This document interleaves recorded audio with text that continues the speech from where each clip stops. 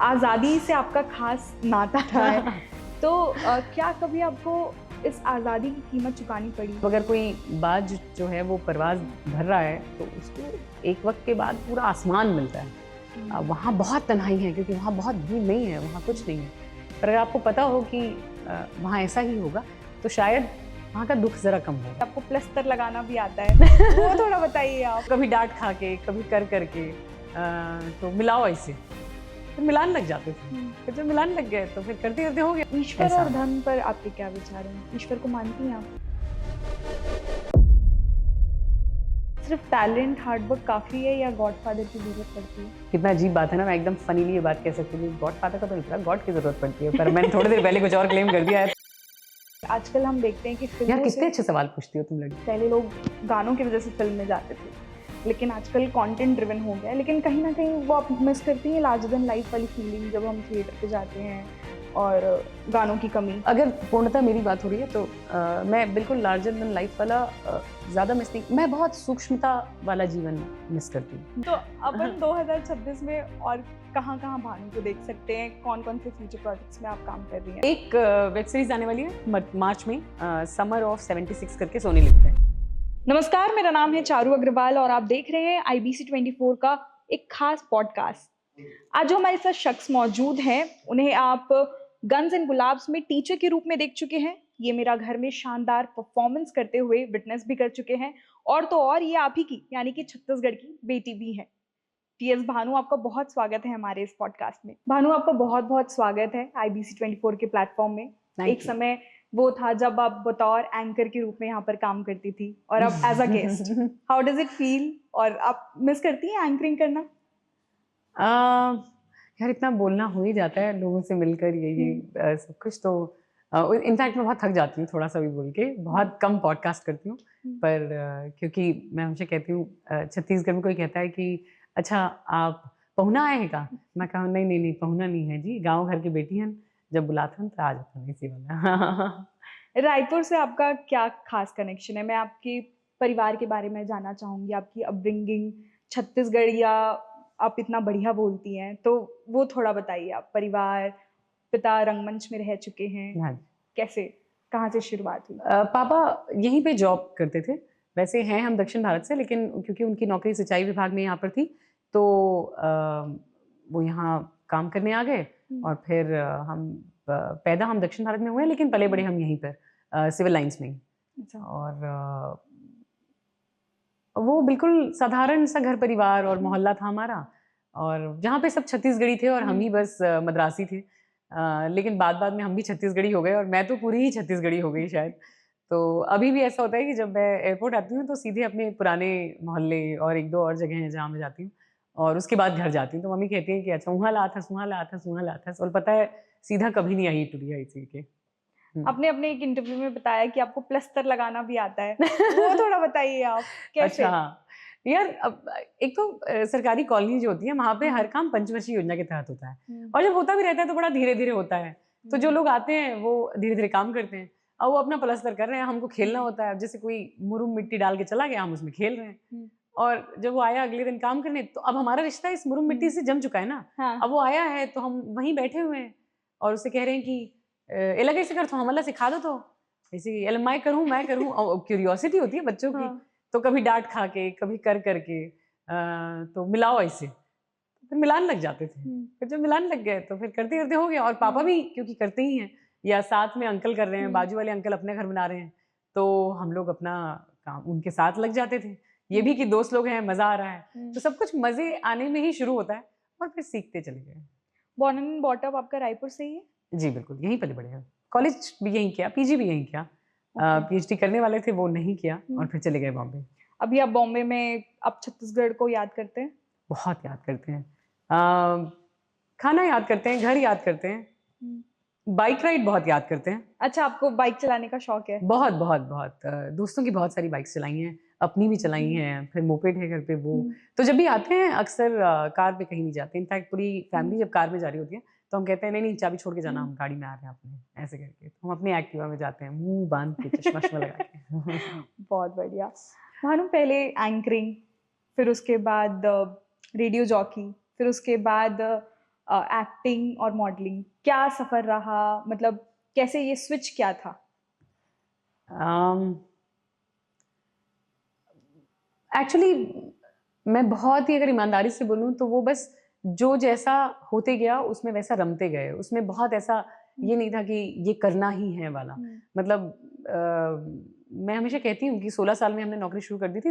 इतनी ज़रूरत नहीं है, अगर घर में कोई ज़रूरत ना हो या अगर कोई हुँ, आर्थिक स्थिति की बात ना हो तो अपना बचपन जी लेना चाहिए, हुँ, जवानी जी लेनी चाहिए और फिर तो बाद में नौकरी पड़ी मतलब जीवन पड़ा ही है नौकरी करने को। हुँ, अम, तो जब न्यूज़ रीडिंग करने लगे थे वो बिल्कुल एक भैया थे उन्होंने हमको स्कोर बताते हुए इंटर स्कूल प्रतियोगिता में सुना था तो उन्होंने कहा कि तैं न्यूज़ ला पढ़बे का?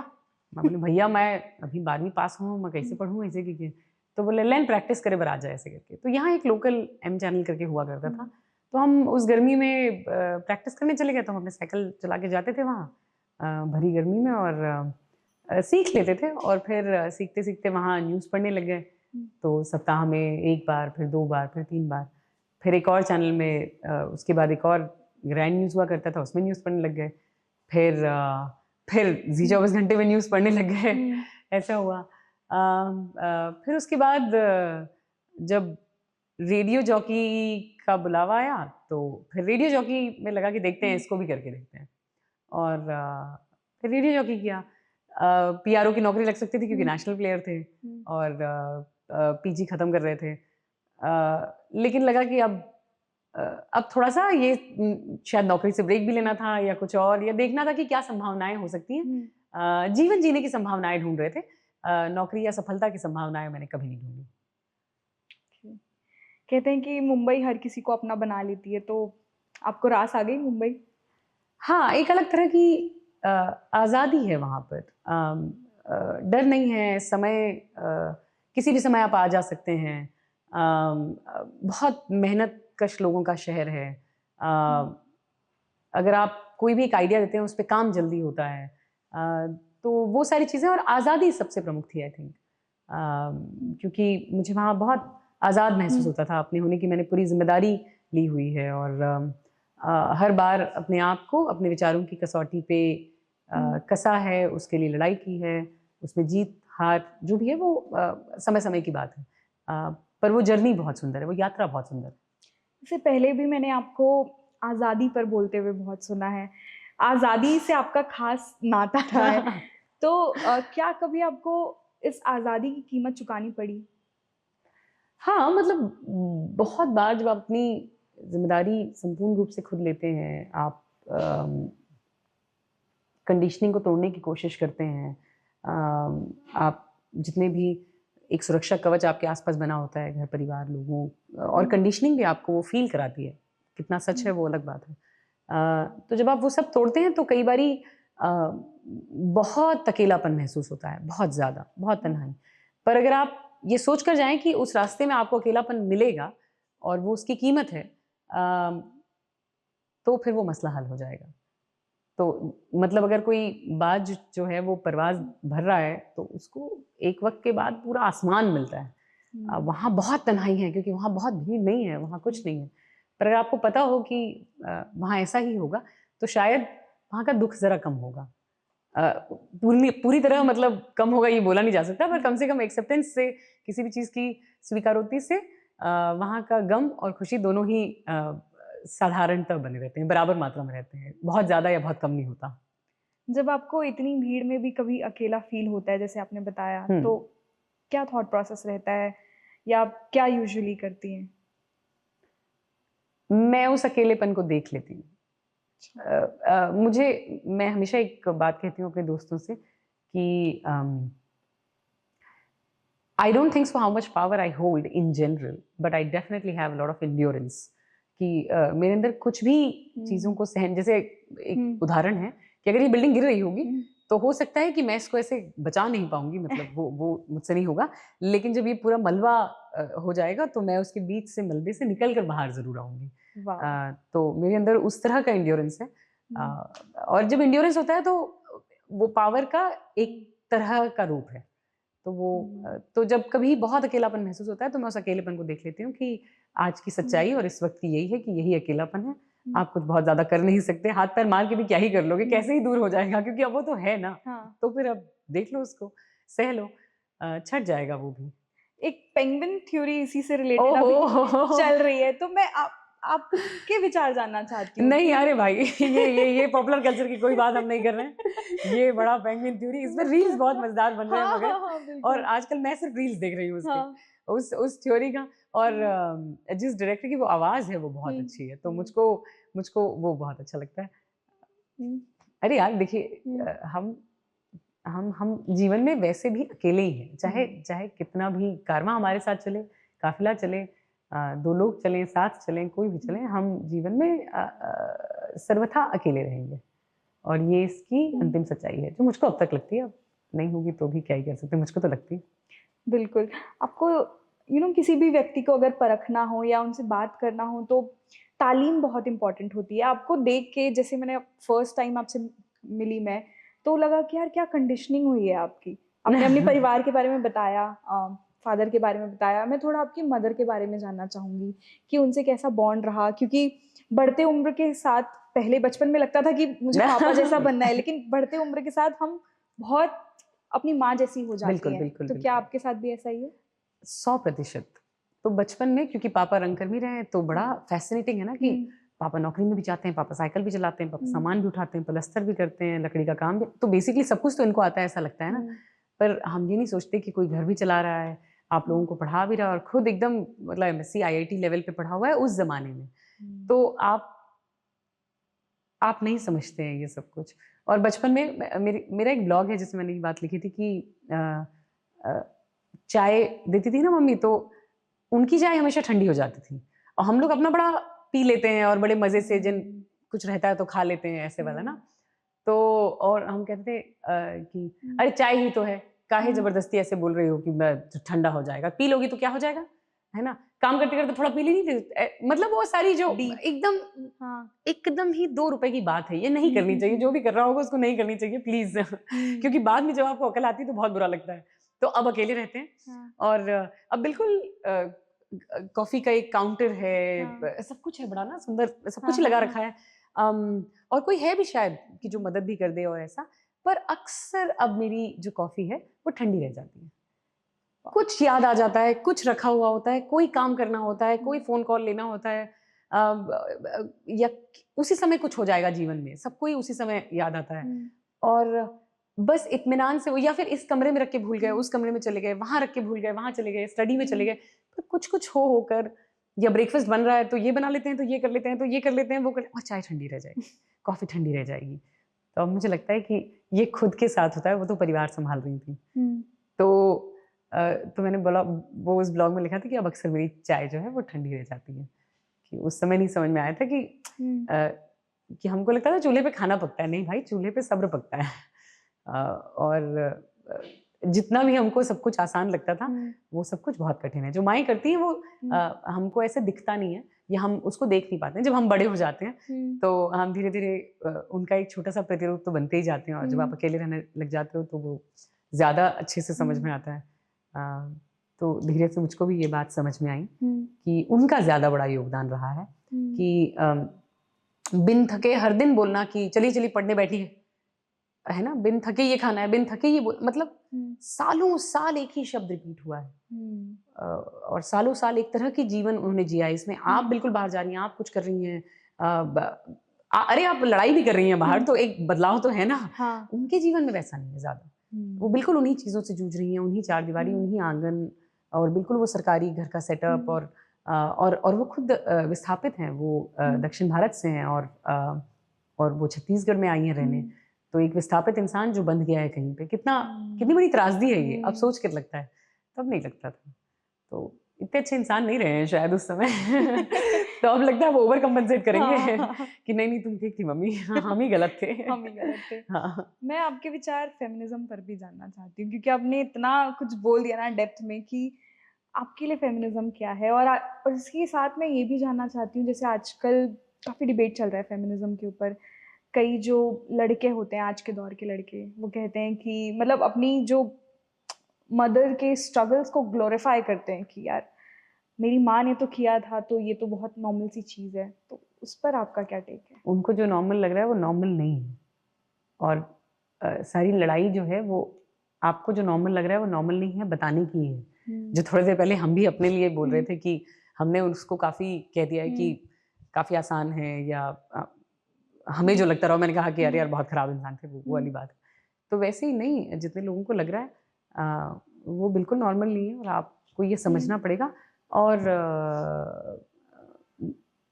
मैं हमेशा कहती हूँ, देखिए बराबरी का हक है, आप दें या न दें, वो ले तो लेंगी, बिल्कुल। सूनर और लेटर, आज नहीं तो कल। धीरे आएगा लेकिन आ तो जाएगा। इससे अच्छा है मसले ना क्रिएट करें दीदी। वरना उनका सही हो कर लेंगे यार, इतना कर लिया है, थोड़ा और कर लेंगे, उसमें क्या है।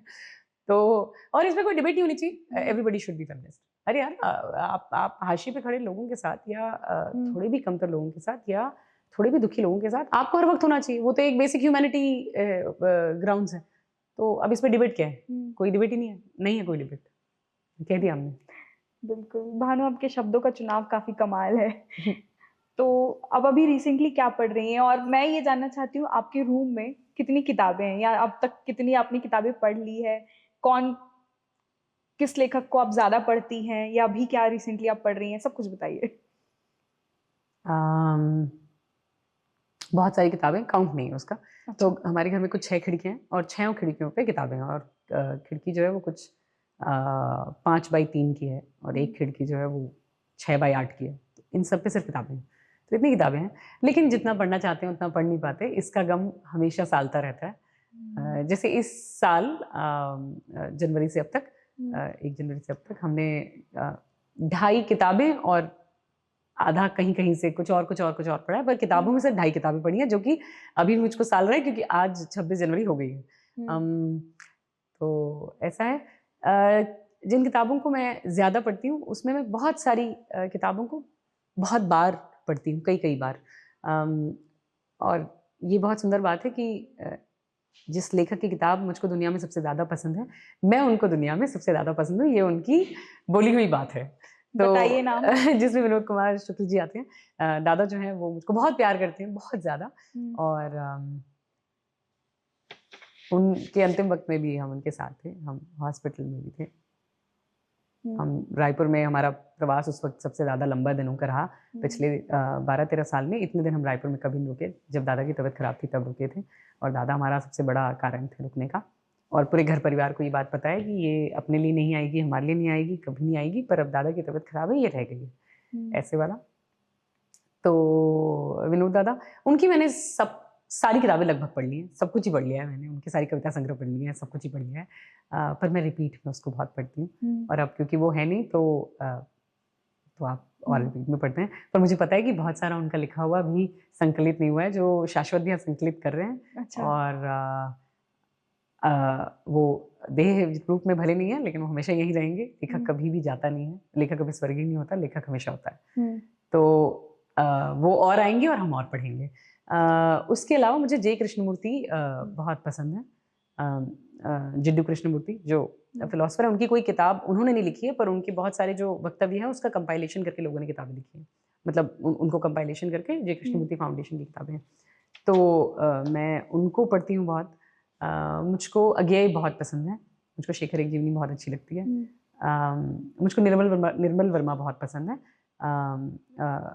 और भी बहुत कुछ। और एक जोक है हमारे यहाँ की, जब कुछ नहीं मिलता है, जैसे अब थोड़ी देर में अगर यहाँ हम बैठे और कैमरा, अगर कोई काम करने चले गए सब लोग, और अगर आपका पेपर वहाँ पढ़ा होगा, तो मैं देखूंगी क्या है, देखूंगी।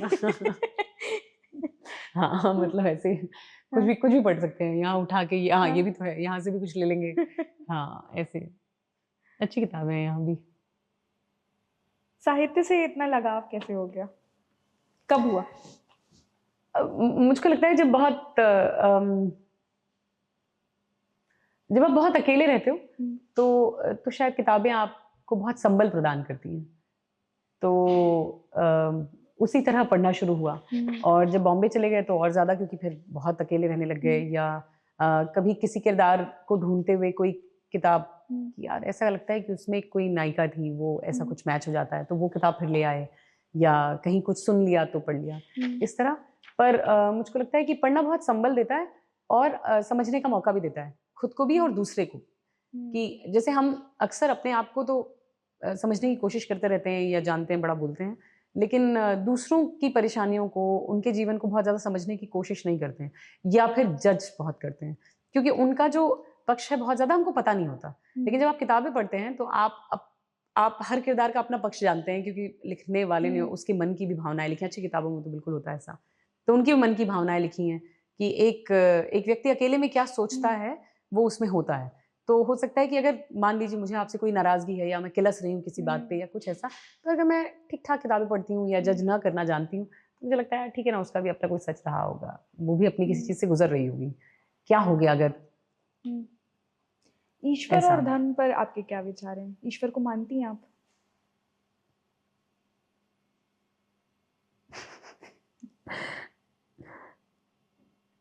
क्यों करा रही है कंट्रोवर्सी यार, खामखा। धर्म पे जो चाणक्य ने बोला है वो बहुत अच्छा है कि जो ज़रूरत है वही धर्म है, और आपका जो भी कार्यधर्म है, कार्यक्षेत्र है, उसको बिल्कुल पूरी ईमानदारी से किया जाना चाहिए, और तो मुझको वो ठीक लगता है। उसके अलावा ईश्वर का मसला जो है वो मुझको लगता है कि काफ़ी अच्छा आविष्कार है, और वो मानव मन की किसी तन्हाई में किसी चीज़ को ढूंढने की चाहत में हुआ आविष्कार होगा, और बाद में जो बनता गया, तो वो किसी सहारे के लिए ठीक है, पर उससे बृहत्तर और उससे बड़ा, उससे बेहतर भी, बेहतर बोलें, पता नहीं लोग क्या बोलेंगे, बट ठीक है, मतलब हाँ यही मानना है। I would like to select science over anything else. आप ओटीटी में धमाल मचा चुकी हैं, बड़े पर्दे पर भी। तो गन्स एंड गुलाब में आपने काम किया हाँ जी। है ना, टीचर के रूप में। आपको सबने बहुत पसंद किया, आपका किरदार, आपकी एक्टिंग, एवरीथिंग। तो एक तो पहले मैं आपका एक्सपीरियंस जानना चाहूंगी, एक्सपीरियंस कैसा रहा? और राजकुमार राव के साथ आप काम की हैं, तो वो एक्सपीरियंस कैसा रहा आपका? बहुत ही अच्छा एक्सपीरियंस था। राज एंड डीके दोनों दक्षिण भारत से हैं दरअसल, और हिंदी में फिल्में बनाते हैं वो, और तो और हम भी दक्षिण भारत से ही हैं। इनफैक्ट जब हमने पहली बार अपना ऑडिशन दिया था तो हम उस वक्त चेन्नई में मॉडर्न लव चेन्नई शूट कर रहे थे, और उन्होंने बोला कि क्या हम इनसे जूम कॉल कर लें। फिर उनको लगा नहीं जूम में भी कुछ हो सकता है, हम इनको प्रत्यक्ष रूप से मिलेंगे कि ये हिंदी दरअसल बोल पाती हैं कि नहीं, क्योंकि उनको लगा कि ऑडिशन तो रट के भी दिया जा सकता है ना, तो नहीं, हम अपने सामने समक्ष बैठा के देखेंगे कि बोल पाती हैं कि नहीं, क्योंकि राजकुमार के साथ भी था। तो फिर हम चेन्नई से आए और उनसे मिलकर गए, तो और वो बहुत ही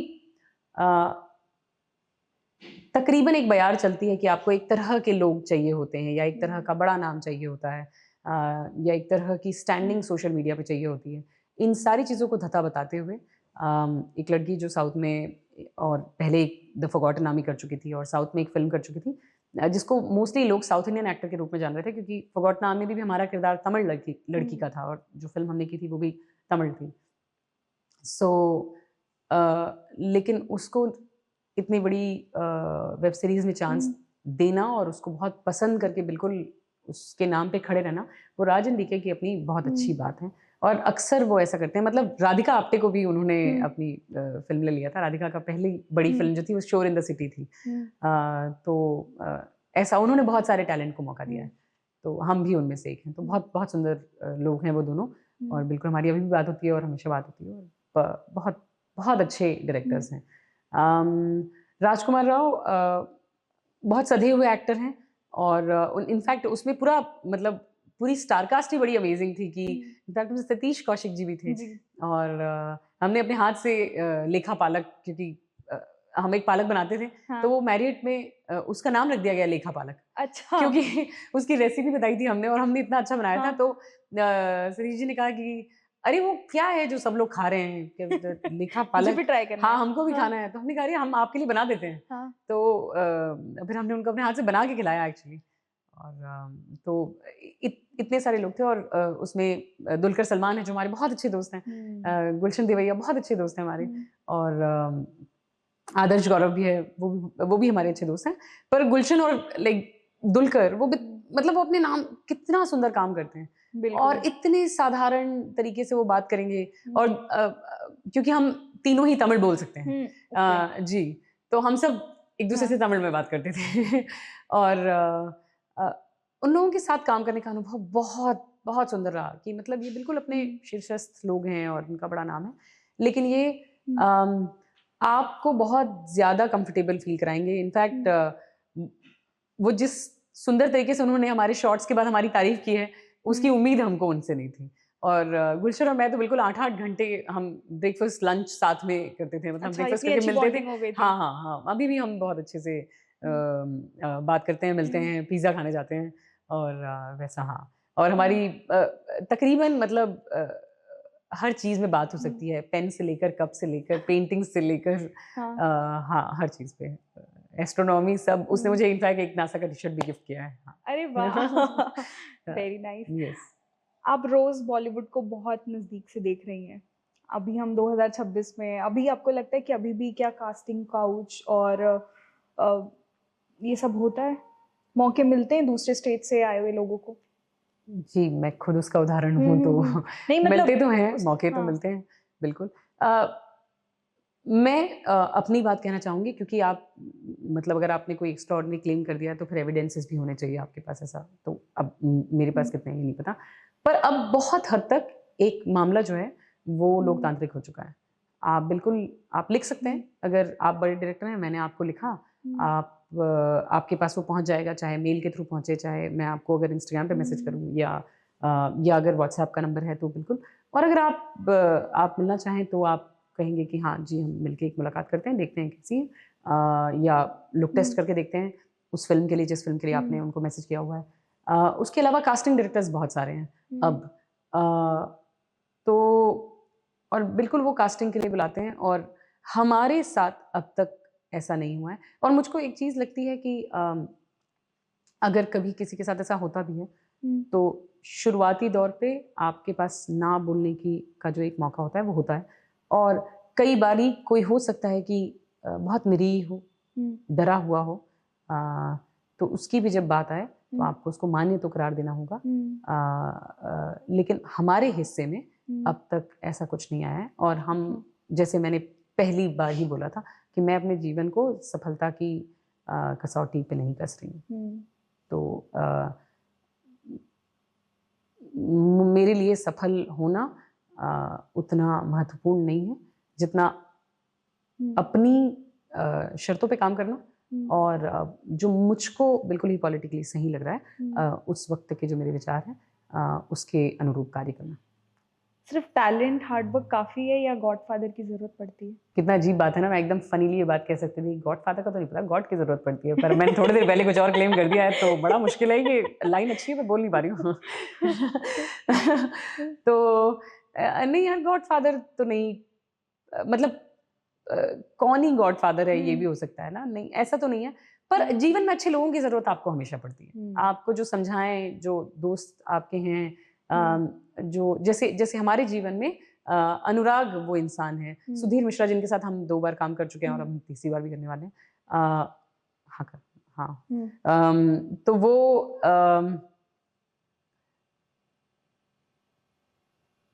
उनके सोहबत में रह के हमने बहुत कुछ सीखा है। तो जैसे बहुत बारी कि what do you think this works? जैसे हम कोई स्टोरी सुना देते हैं या कोई आइडिया थ्रो कर देते हैं या I don't know I should do this film और नॉट, आई डोंट नो, तो वो बिल्कुल वैसे बता देते हैं कि हाँ कर लेना चाहिए, नहीं करना चाहिए, तो उस पर हमारी बहुत सारी बातें होती हैं, किस तरह और आगे काम किया जा सकता है उस पर। तो लेकिन क्योंकि अब 8 महीने हुई तो बात नहीं हुई, हो गई तो फिर 8 दिन से रोज़ ही बात कर रहे हैं, ऐसे वाली भी हो सकती है। तो गॉडफादर जैसा कुछ नहीं है, पर हमारे बहुत सारे अच्छे दोस्त हैं। हमने एक वो बनाया हुआ है कि हम जैसे कबीर खान है हमारे, क्योंकि वो हमारे पहले डायरेक्टर रहे हैं द फॉरगॉटन आर्मी में, तो हम अभी भी उनको फ़ोन कर देते हैं कि what do you think, I am little confused about it, तो वो बिल्कुल बता देते हैं हमको कि हाँ बिल्कुल ये कर सकते हैं, नहीं कर सकते हैं। तो हाँ, ऐसा ज़रूर होता है, पर मुझको गॉडफादर का नहीं पता क्योंकि मेरा खुद कोई नहीं है। हाँ। Okay, how was your interaction, first interaction with Anurag Kashyap? कैसा मतलब हर किसी की डेफिनेशन अलग रहती है उनके लिए और जी अच्छी बिल्कुल, रहती है, तो आपके लिए क्या डेफिनेशन? मैं उनके लिए हमेशा कहती भी हूँ कि मतलब जो आग घी को पिघला सकती है वो अंडे को सख्त भी कर सकती है। अब आग का अपना एक तरीका है, आप क्या लेकर जा रहे हो तय कर लो। मतलब होता है ना कि पानी और चाउर लेके जाऊँ तो भात बन जाई, लेकिन चाउर लेके जाऊँ तो जल जाई। तो वो वाले बात तक को खरे नहीं। तो हमारे बड़ी फनी सी मुलाकात है यार, सड़क पे मिल गए थे। अच्छा।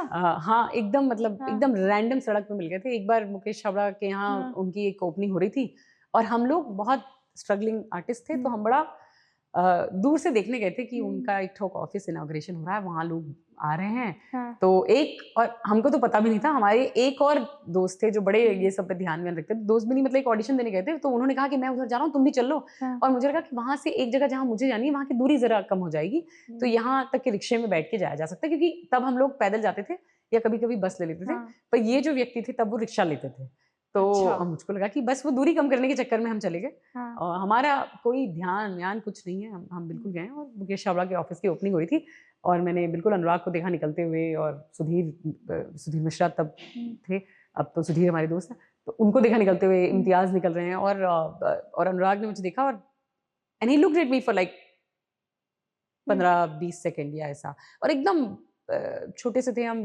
22-23 साल के नहीं होंगे। एंड देन वो चले गए, भाई क्यों ही मिलेंगे। तो मेरे दोस्त ने कहा कि रुक जा, मेरे को फोटो खिंचाना है, तो वो चला गया। तो फोटो कौन लेगा, हम लेंगे ना। तो हम भी गए कि चलो ठीक है तुम्हारी फोटो खींच देते हैं। तो उसने कहा I also click your picture ऐसे करके, तो हमने कहा ओके ओके, तो हम भी चले गए। तो अब वो पता नहीं हमारे पास एक फेसबुक वगैरह था, उसमें वो तस्वीर थी, उसके बाद वो हैक हो गया, तो अब हमारे पास वो तस्वीर नहीं है, लेकिन हमारी पहली मुलाकात की दरअसल हमारे पास तस्वीर थी। तो बिल्कुल मिले और he looked at me again and then he left, क्योंकि क्यों ही रुकेंगे वो, हम भी कुछ बोल नहीं पा रहे थे। कुछ बात बीत गई और 6-8 महीने 2 साल पता नहीं कितने वक्त के बाद हम उनको फिर से सड़क पे मिल गए, और इस बार हमको लगा कि हमको उनसे बात करनी चाहिए।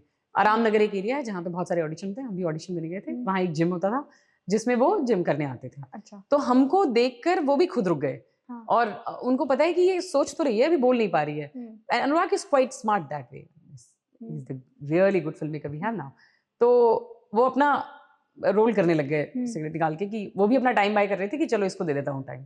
तो वो अपना रोल कर रहे हैं, और ऐसा उन्होंने मुझे बाद में बताया, तो मुझे पता है, उस समय मुझे नहीं पता था। तो फिर मैं धीरे से आई और मैंने कहा कि हेलो, मेरा नाम टीजे भानु है, और and he looked at me and is like, तुम आई थी ना मुकेश के ओपनिंग के याद बाहर। था? उनको बिल्कुल याद था, और ये बिल्कुल, I said oh you have really good memory of the moment. He said no, you have a good character on your face. Okay. और हमने कहा ओके। अब आगे क्या बोलना है हमें नहीं पता। तो उन्होंने कहा कि अरे टेल मी अबाउट योरसेल्फ। तो मैंने ऐसे कुछ बताया, तो बोला अरे तुमने मेरे बारे में कुछ नहीं बोला। तो हमें पता नहीं क्या था, कौन सा ग्रह नक्षत्र। हमने कहा कि आपके बारे में तो सभी बोल देते होंगे, अच्छा अच्छा, तो अब मैं फिर से बोल दूंगी तो रिपीट टेलीकास्ट ही ना हो जाएगा। तो मैं कहा अच्छा, फिर हंसने लगे। फिर क्या अच्छा लगता है पढ़ने में और ऐसा ऐसा। तो मैंने कहा कि मुझे पढ़ना अच्छा लगता है। तो उन्होंने बड़े रॉयली कहा कि किसी राइटर का नाम लेके, ये पढ़ती हो तुम? और वो बड़ा कटाक्ष था। हम नाम नहीं लेंगे क्योंकि अब देखो रील कट जाएगी, है ना। तो हमने कहा नहीं नहीं, आप हिंदी में किसी लेखक का नाम लीजिए, हम किताब बता देंगे। बड़ा कॉन्फिडेंटली हमने भी कह दिया, भाई यंग एज में आदमी बोल देता है, आज नहीं बोल पाएंगे ये बात, है ना। तो उन्होंने कहा कि, और उन्होंने उदय प्रकाश कह दिया। हमारी किस्मत अच्छी थी, हमें नाम याद था। अरे क्या पता कोई रैंडम और कोई नाम ले लेता, हमें किताब याद नहीं होती। तो हमने कह दिया पीली छतरी वाली लड़की। अच्छा, तुम्हें पता है? मैं कहा बहुत अच्छी किताब है, मुझे और मैंने उसके बारे में बता दिया बड़ा एक फ्लो में। तो उनको लगा कि ये ठीक ठाक लड़की है, क्योंकि वो बहुत पढ़ते हैं, तो उनको बड़ा साहित्य में इंटरेस्ट है, एंड दैट्स हाउ। और उसके बाद वो बड़ी लंबी सी कहानी है, मतलब बताओ तो फिर एक लम्हे की कहानी बन जाती है। पर उस तरह हमारी मुलाकात हुई, और उन्होंने हमारा लिखा हुआ उस दिन पहली बार पढ़ा। हमारे पास एक ब्लॉग हुआ करता था और हम लिखते थे, और बिल्कुल वो अपने एकांत का अपना इतिहास था, उसमें वो किसी को पढ़ाने के लिए नहीं था। लेकिन उन्होंने कहा कि तुम लिखती होगी। तो फिर उन्होंने पढ़ा और उन्होंने बोला कि कितना अच्छा लिखती हो तुम, ये तुमने लिखा है? हाँ। पहले तो उन्होंने बोला कि तुमने लिखा है। हमने कहा हाँ, हम दूसरे का क्यों दिखाएंगे आपको। तो उन्होंने कहा कि पक्का मान लूं। हमने कहा आपसे क्यों झूठ बोलेंगे। क्या लिखा था आपने? अरे वो रिमेम्बर? हाँ, मतलब एक तो कोई थोड़ी रिवॉल्यूशनरी टाइप की कविता थी, और वो उम्र की भी बात थी। और एक मैं स्त्री होना चाहता हूँ करके एक कविता थी, जो बहुत लंबी सी कविता थी। और एक आपको कुछ याद है इसके कुछ अंश आप बताना चाहेंगी? हाँ, मतलब उसका अंत ऐसा है कि मैं स्त्री होना चाहता हूँ, मैं तुम होना चाहता हूँ, मैं सृजन को अपने अंदर होते हुए महसूस करना चाहता हूँ। तो वो दरअसल वो बचपन से शुरू होकर प्रौढ़ावस्था, फिर मतलब उसमें एक लाइन आती है कि मैं अपनों के बीच में रहना चाहता हूँ, पर अपने सपनों के दंगल में खोना चाहता हूँ, ऐसे करके। तो बेसिकली वो एक आदमी के रूप में लिखा गया है, लेकिन अगर उसको स्त्री बनना है तो उसको क्या-क्या होना पड़ेगा बिल्कुल। कि मैं बस्ता लेकर स्कूल जाना चाहता हूँ, पर घर आकर माँ के साथ पानी भरना चाहता हूँ। ऐसे करके वो पूरा एक था, और उसके अलावा एक अ, बढ़ी हुई धड़कनों का अक्षरों के पुल से गुज़रना, एक हमारा ब्लॉग का वो एक था। और उसको इन 2 चीज़ों को उन्होंने पढ़ा था, तो उनको लगा था कि ये किसी ने और ने लिखा होगा ऐसे, तो हमने कहा क्यों लिखा होगा? इतना हमको मतलब हमारे टोन में वो बात थी कि सुनो, हाँ। इतना भी तुमसे वाहवाही नहीं चाहिए, ठीक है? ऐसे वाला। तो और उनको वो चीज़ शायद बहुत अच्छी लगी कि यार ये बड़ी प्लीज़िंग पर्सनैलिटी नहीं है, ये तो बड़ा मतलब अब अपनी लॉ में बह रही है, ऐसे वाला।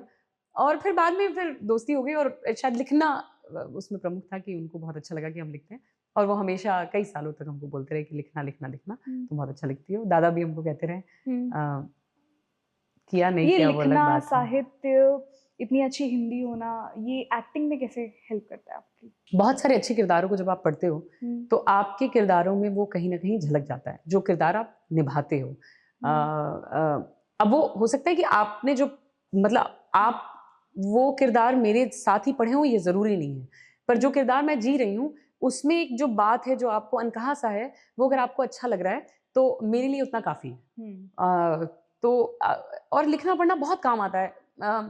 कला का सबसे बड़ा साथी जो है, हुँ, वो साथी कोई भी कला ही है, जो मुझको हुँ, लगती है। और कलाकार के लिए भी यही है हुँ, कि कलाकार की भी सबसे बड़ी जो साथी है, हुँ, वो साथी कलाकार और साथी कला ही है। हुँ, कि एक कला दूसरी कला पे हुँ, ट्रांसेंड कर जाती है, कि देखा हुआ कुछ याद आ जाता हुँ, है, पढ़ा हुआ, और फिर एक एक वो बात है कि सीखा हुआ कोई भी काम हुँ, और अच्छे से जिया हुआ व्यर्थ कोई नहीं भी जाता। वक़्त वो व्यर्थ नहीं जाता। बिल्कुल। तो ऐसा ही मानना है, और पढ़ा हुआ के साथ भी हाँ, यही। हुँ। भानु, मैं आपके 2 सेंट्स चाहूँगी इस मुद्दे पर कि आजकल हम देखते हैं कि यार फ़िल्मों कितने से अच्छे सवाल पूछती हो तुम लड़की। हुँ।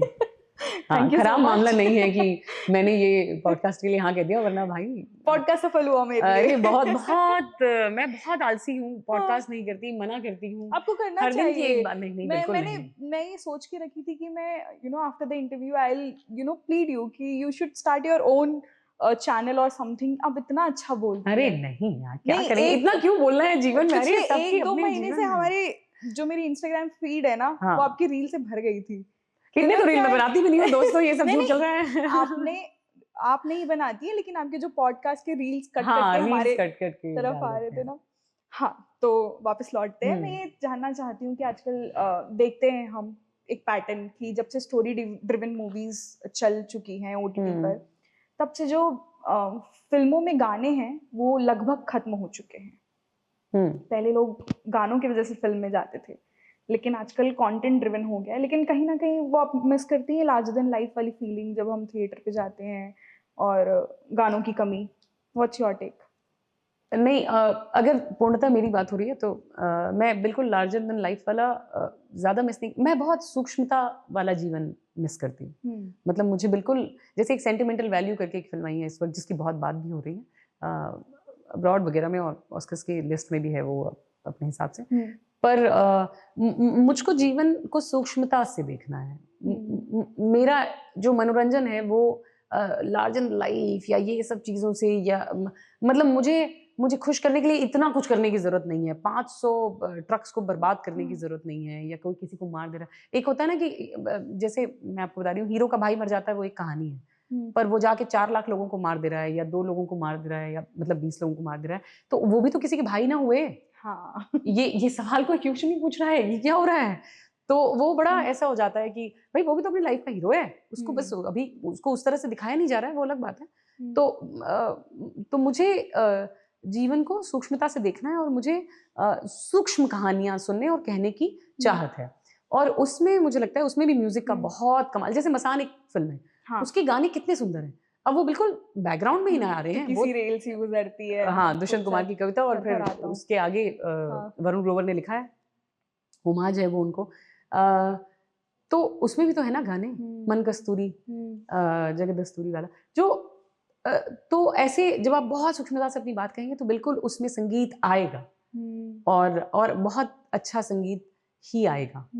तो अब वो जब आएगा तो आएगा, वरना तो हमारे पास जो पुराना है वो भी तो कितना ही सुंदर है, मतलब इनफैक्ट वो तो बहुत सुंदर है। अभी भी हम उसी एरा में जी रहे हैं। मतलब मुझे मुझे मुझे हसन जयपुरी से लेकर साहिल लुधियानवी, फैज़, सबके गाने याद हैं। मेरी जो प्लेलिस्ट है वही इन सब से भरी हुई रहती है हमेशा। अच्छा, आज के दौर के कोई? अ, आज के दौर में भी बहुत सारे अच्छे-अच्छे गाने हैं जो मैं सुन लेती हूँ। पर मैं मुझको ये लगता है कि मैं बहुत ज़्यादा पुराने गाने सुनती हूँ। मेरे लिए लिरिक्स बहुत मैटर करता है। म्यूज़िक मैं तमिल गाने बहुत सुनती हूँ, इलैयाराजा अच्छा। के गाने बहुत सुनती हूँ। ओके। तो हाँ, मेरे पास एक किस्मत है कि हमारे पास Telugu, Tamil, Malayalam and Kannada. I speak little bit but I speak other 3 languages fluently. And so Chhattisgarhi, Hindi, English. हाँ, और मगही के भी बहुत सारे गाने हम सुन लेते हाँ। हैं, क्योंकि हमारे दोस्त हैं मगही, तो उनके चक्कर में बात कर लेते हैं। तो हाँ, बहुत सारे, मैं इंटरसेक्शन पे बहुत सारे गाने सुन लेती हूँ, बहुत अलग-अलग स्टेट्स के, अलग-अलग भाषाओं के। धुरंधर देखी है आपने? अब तक नहीं। अब तक नहीं। नहीं। लेकिन आपने कंट्रोवर्शियल ओपिनियन सुने होंगे। हुँ, ऐसा मतलब लोग कहते हैं, फिल्म क्रिटिक्स भी कह रहे हैं कि आजकल प्रोपेगेंडा बेस्ड मूवीज़ ज़्यादा बन रही है। हुँ। तो आपको ऐसा लगता है? आप चेंज देखते हैं ऐसा कुछ? हर वक़्त का अपना नैरेटिव तो होता है, और अम, जिसके पास थोड़ा-सा आर्थिक और बल होता है, चाहे वो किसी भी तरह का हो, हुँ, वो नैरेटिव सेट करने की कोशिश तो करता है। हुँ, अम, तो क्योंकि वो फ़िल्म पूरी तरह मैंने नहीं देखी है और बहुत सारी चीज़ें सुनी हैं और बहुत सारी बातें तो उसमें हैं। क्योंकि अब पूर्णतः ऐसा नहीं हो सकता ना कि मैं बोल रही हूँ तो मैं अपनी बात की पूरी ज़िम्मेदारी लूँगी। हुँ। पर अब क्योंकि मैंने नहीं देखी है तो उसमें मैं का अंश बड़ा कम है इस वक़्त। पर हाँ, हर दौर में ये होता है। या लेकिन अगर हम व्यूअर पर्सपेक्टिव की बात करें, हुँ। बहुत से लोग ये मानते हैं कि 2014 के बाद से ये ज़्यादा होने लगा है। तो आपका क्या टेक है? डू यू थिंक कि 2014 के बाद से ऐसा होने लगा है? क्योंकि पहले भी तो ऐसे प्रोपेगेंडा बेस्ड मूवीज़ बनती थी। आपका क्या टेक है? जैसे मैंने कहा कि हर दौर हाँ। का अपना नैरेटिव सेट करने की कोशिश तो की जाती है, और उसमें बहुत सारे उसमें पॉलिटिकल मुद्दे भी होते हैं, उसमें हुँ, ये होता है, बहुत सारी चीज़ें होती हैं। हुँ, पर अब क्योंकि मैं हुँ, खुद मैंने एक फ़िल्म प्रोड्यूस कर दिया, तो एक फ़िल्म का प्रोड्यूसिंग का हाथ लग गया है। हुँ, लेकिन मुझे ये पता है कि सेंसर में अब बहुत ज़्यादा तकलीफ़ें होती हैं, पहले से कहीं ज़्यादा। हुँ, बहुत सारी चीज़ें जो पहले आसानी से कह दी गई हुँ, थी। जैसे एक फ़िल्म था जिसमें हमारा नाम देवी रखना था, और बिल्कुल अमेज़न मान नहीं रहा था कि नहीं, नहीं हम नाम नहीं रख सकते। अरे नाम देवी है भई, कितने लोगों का नाम देवी होगा? हुँ, आप अपना नाम बताइए। चारू। हाँ। तो हाँ, ऐसे कितने ही सारे नाम हैं जो क्योंकि वो कथाओं से आते हैं। हुँ, अब आप उसको बिल्कुल मतलब आप फ़ेथ, हिस्ट्री, कथाओं को सबको मिक्स अप करके डिसाइड नहीं कर सकते। ये नहीं हुँ, हो सकता, ये नहीं हो सकता, ये नहीं हो सकता, और कम से कम कुछ मुट्ठी भर हुँ, लोग तो सब कुछ डिसाइड नहीं कर सकते, पर ये हुँ, होता है और अब ज़्यादा होने लगा है। बहुत सारी फ़िल्में जिनको बिल्कुल हरी झंडी मिल जाती थी पहले आसानी से, अब नहीं मिलती है, और बहुत हुँ, सारी फ़िल्में जो इस वक़्त रुकी हुई हैं। हुँ, तो कुछ मुट्ठी भर लोग जो हैं वो कैसे तय करेंगे 140 करोड़ जनता को क्या देखना हुँ, है और क्या नहीं देखना है और क्यों नहीं देखना है? हुँ, तो वो एक बहुत बड़ा मसला है। हुँ, जैसे एक फ़िल्म है पंजाब 95, वो उसको नहीं मिल रहा है सेंसर कट इस वक़्त। उसमें हुँ, हमारी दोस्त ने काम किया है, उसमें दलजीत ने काम किया है। तो हुँ, हुँ, आई गॉट योर अब पॉइंट। सोचिए उनके फाइनेंसर बैठे हुए हैं और वो फ़िल्म रिलीज़ नहीं हो रही है, और कह रहे हैं कि नाम ही बदल दो, और कह रहे हैं कि व्यक्ति का नाम बदल दो। अरे! अगर आप मेरे ऊपर बायोपिक बनाएँगे या मेरी एक कोई कहानी बनाएँगे, तो कहने भानु ही ना बोलें, ऐसे कैसे होगा? हुँ। आपको तो नहीं लगता ये चीज़ इस चीज़ से डायरेक्टर और जो स्क्रिप्ट राइटर है अ, उसकी जो सोचने की क्षमता होती है उस ये भी हैम्पर करती है? हाँ, सेल्फ सेंसरिंग हर कोई हुँ, करता है। अब बहुत सारे लोग, अब जब हम न्यूज़ रूम मतलब अब हम जब राइटर्स रूम में बैठे होते हैं या कहीं पे भी, जब दोस्त तो बहुत सारे राइटर्स हैं ही जो काफ़ी लिख रहे हैं। इनफैक्ट एक 80 करके फ़िल्म आने वाली है, उसके राइटर भी हमारे दोस्त हैं गौरव सोलंकी, ओके। बहुत अच्छे पोएट हैं। ज्ञानपीठ युवा पुरस्कार मिला हुआ है उनको। अम, हाँ, अभी अभी कुछ 5 दिन पहले वो बॉम्बे में हमारे घर में हुँ, बैठे हुए थे और हमारी यही बात हो रही थी कि कि कितना ही सेल्फ सेंसरिंग करना पड़ता है ना, कि ये पहले हुँ, सोचते हैं और फिर लगता है यार ये कट जाएगा क्या? अरे यार लीगल बैठी है, लीगल क्या बोलेगी? हुँ, तो एक आदमी दूसरा आदमी को बोल रहा है लीगल टीम बैठी हुई है, लीगल बोल रही है कि नहीं नहीं ये नहीं रख सकते, लीगल बोल रही है नाम नहीं रख सकते। जैसे हमारी बेबी के लिए बहुत बहुत लड़ाइयाँ हुई, लेकिन हमारे जो डायरेक्टर साहब थे, हमारे जो क्रिएटिव प्रोड्यूसर थे, वो तो अब वो थोड़े से हैं ही वो ऐसे कि वो अपने एक टांग पे खड़े हो गए कि तुमने कहा नहीं नहीं नाम तो यही होगा, अच्छा। अब बनेगी फिल्म 1 महीने बाद, तब तक लड़ते रहेंगे लीगल से, चलते हैं करते हैं। और फिर हुआ भी ऐसा, हमारी शूट देर हुई, कुछ हुआ, अब उनको करना था, उन्होंने किया तो वो हुआ। लेकिन वो बैटल बहुत ज्यादा है, और कई बार उसमें हार ज्यादा है। कुछ लोगों को जीत मिल भी जाए तो हार बहुत सारे लोगों की ज्यादा है। आपने सेंसरशिप की बात की, आजकल हम देख रहे हैं बहुत सारे जो संगठन हैं और कई व्यूअर्स भी बोल रहे हैं कि ओटीटी पर हम स्विच तो कर गए बड़े पर्दे से for content driven movies and content driven series, लेकिन बहुत ज्यादा वल्गैरिटी और गाली गलौज होने लग गया है फ्रीडम ऑफ स्पीच और फ्रीडम ऑफ प्रेजेंटेशन के नाते। यार ये बहुत बृहद बातचीत है कि इस पे क्या बोला जाए क्या नहीं, लेकिन यह है कि जब आप हवा के लिए खिड़कियां खोलते हैं, हवा के लिए, तो धूल तो आएगी दोस्त। तो अगर आप मतलब फ्रीडम ऑफ एक्सप्रेशन है, ये है वो है, पर कई लोग उसको अपने बहुत सारे कंटेंट की तरफ ध्यान खींचने के लिए या फिर ट्रैक्शन बढ़ाने के लिए, क्योंकि लोग देख भी रहे हैं, उसके लिए वो जानबूझकर भी ऐसी चीजें डालते हैं जिसकी उतनी कहानी में कोई आवश्यकता नहीं है, लेकिन वो बस डल रहा है। तो लेकिन अब क्योंकि अगर आप सिर्फ उसको करना चाहेंगे तो फिर बहुत सारी बातें जो कही जा सकती थी वो भी रुक जाएंगी। तो इसलिए रिमोट और मोबाइल ये आपके हाथों में, और आपको थोड़ी सी अपनी समझ का भी प्रयोग करना होगा। बिल्कुल आना चाहिए यार, व्यक्ति होने का मतलब अपनी समझ का प्रयोग करना। ये क्या है कि हम हमेशा टिके हुए हैं लोगों पे, जनता पे, दूसरों की समझ पे, सरकार पे, ये वो पे, अपनी जिम्मेदारी भी तो लें। बिल्कुल, हाँ, तो करना पड़ेगा। आखिरी सवाल, क्योंकि समय कम है, तो जब आपने पहली बार कमेंट्री की थी, स्पोर्ट्स कमेंट्री, ठीक है, कितने साल की रही होंगी आप? 15 साल की। और अभी भानु, इज शी प्राउड? और क्या लग रहा है कि कुछ मतलब सफर में कुछ कमी रह गई है या कुछ फुलफिल करना चाहती थी आप इस बीच? यार और बहुत ज्यादा पढ़ना चाहती थी मैं, मुझे लगता है कि मैं बहुत पढ़ना चाहती थी, जो मुझे लगता है मैं कम पढ़ा है, तो मुझे बहुत दुख होता है। कई बार ऐसा लगता है कि किस दिन ऐसे ही निपट गए तो बहुत सारी अच्छी किताबें नहीं पढ़ पाएंगे, या फिर कोई चीज जानना था जो नहीं जान पाएंगे। मुझको लगता है वो मुझे बड़ा मिसिंग लगता है। नहीं, प्राउड वाला फीलिंग मुझे कम प्राउड भी नहीं होता और बहुत ज्यादा मुझे प्राउड ही नहीं होता है, क्योंकि पहले मुझे लगता था कि अपन ज्यादा प्राउड फील कर नहीं पाएंगे लाइफ में।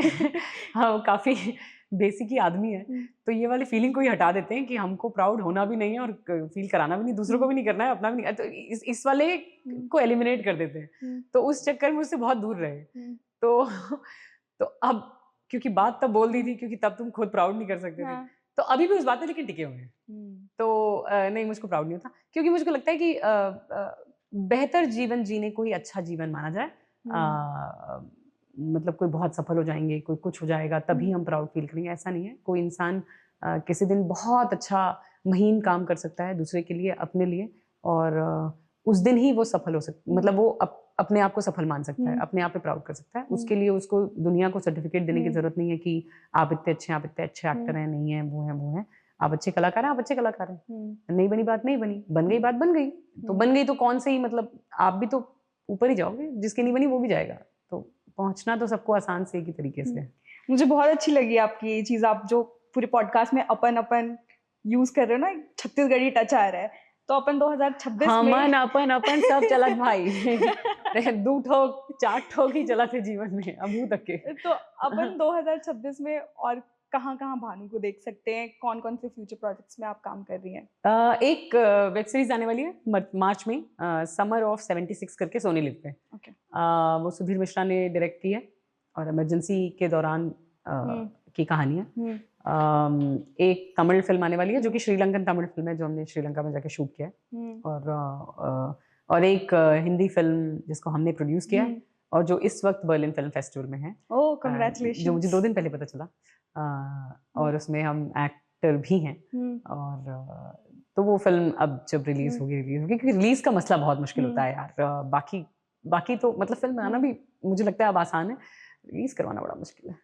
लोगों को बुलाना, फिर वो और ये बहुत मसले हैं उसके। कॉन्ग्रेचुलेशंस। और एक वुमेन होने के नाते मुझे बहुत अच्छा लग रहा है that you are succeeding in your life and doing such great things. मुझको भी बहुत अच्छा लग रहा है। मैं जेन्युइनली ये बात बोलना चाहती हूँ इनके दर्शकों को कि ये काफ़ी अच्छी हैं यार।